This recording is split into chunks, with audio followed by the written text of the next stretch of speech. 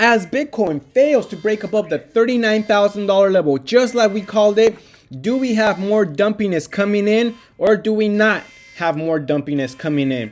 Stay tuned to find out.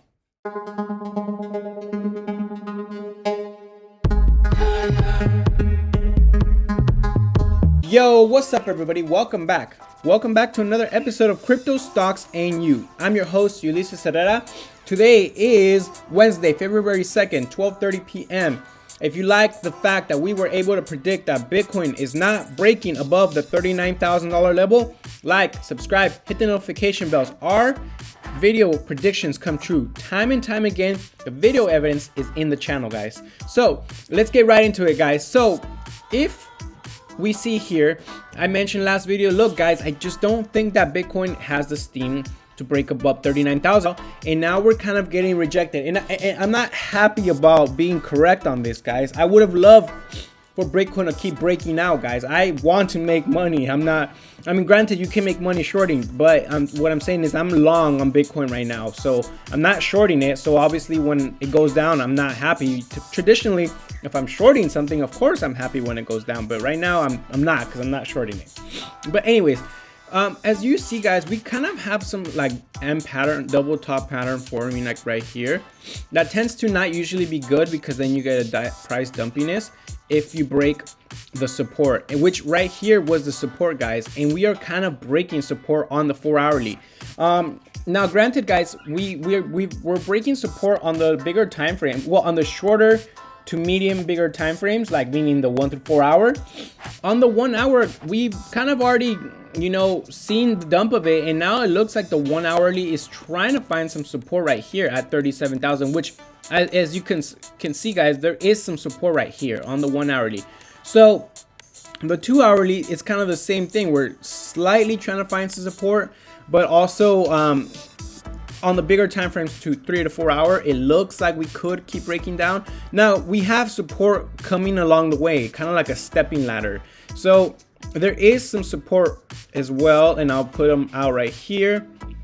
There's some support basically right here, right there, and then there's some more support, I mean really right here and right here. So let's just call it right here, because that's kind of where the bottom of the support would be. And then after that, it's really the bottom of it's really the bottom of the the wedge, which is really all the way down to 33,000. Now if we were to break violently down towards 33,000, the $33,000 level, granted, as long as we hold that would be less bad than bad. You know, really bad would be if we break the below support of 32,000 and keep dumping from there. That would not be good, obviously. But if we can kind of at least hold these levels, I mean, at the worst, hold 33,800, that would be good, obviously. That would be good. That it's bad, but it's good. So right now, guys, as I mentioned, I wouldn't see out of the cards to retest 36,500. If that doesn't hold, then I would not be surprised to see the $35,900 level. And for right now, that's kind of what I'm seeing here, guys. That's really where I think the next couple hours would take us. Granted, unless we get some kind of massive volume and momentum pump and break above here, and like somehow do this, like this, boom, or even keep breaking down and then boom. I mean, that is a possibility too, guys, but I don't know if it's kind of like a 40-60, more of a 40% that it doesn't, 60% that it 40% that it does, 60% that it doesn't, because we still haven't seen any of the red negative momentum here. The open interest money flow index is kind of at the point where like it could keep going up if we bring in some major volume and momentum, but it's kind of already like reached a fair level to high point, which was already a good thing, but not good enough to break above and hold above $39,000. That's kind of the disappointment, which I kind of was already preparing you guys for in my last videos. So that's kind of at the moment what's going on with Bitcoin. Granted, like I said, the smaller time frames are trying to show us some momentum again, I mean, if we went back up to 38,000 and got rejected again, I wouldn't be surprised. I really wouldn't. But we'll see what happens, guys. Ethereum is kind of on the same boat. Ethereum kind of saw some dumpiness. Obviously, we were doing good. We were at 2,800, and I said, look, guys, we need to break above 3,000. And if we don't break above 3,000, then I just don't see us turning super bullish yet. And it's kind of, as I called it, like, look, like I said, we need a break above 3,000. That's just what it is. And we didn't even get to 3,000. So, yeah, so I wouldn't be surprised to see a retest of 2,400 at this point. I mean, is it going to happen? I can't say, because the momentum has kind of diminished here and then just kept coming back.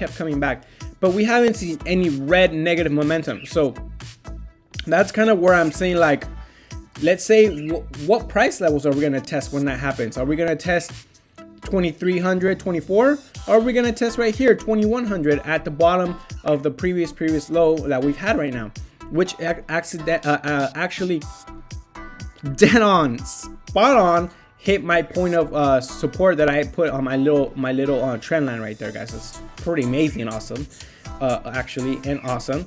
So yeah, Bitcoin and Ethereum right now looking like they are gonna retest some of the lower time frames. 2,500 for me at this moment is not out of the cards. Even 2,400 on the bigger time frames. So we have yet to see what happens, guys. These things tell me that there's more, these little X's right here. I have those customly set up for myself, and they're telling me that we have more dumpiness to come. But also the lower time frames have already dumped quite a bit, so we may see a small pump and then maybe get a rejection. But we'll see what happens, guys. That's kind of it for now, guys. It's kind of like for me, it's not like, oh man, we're going to the moon now. No, right now we're gonna probably retest some of the lower time frames, possibly get a small pump.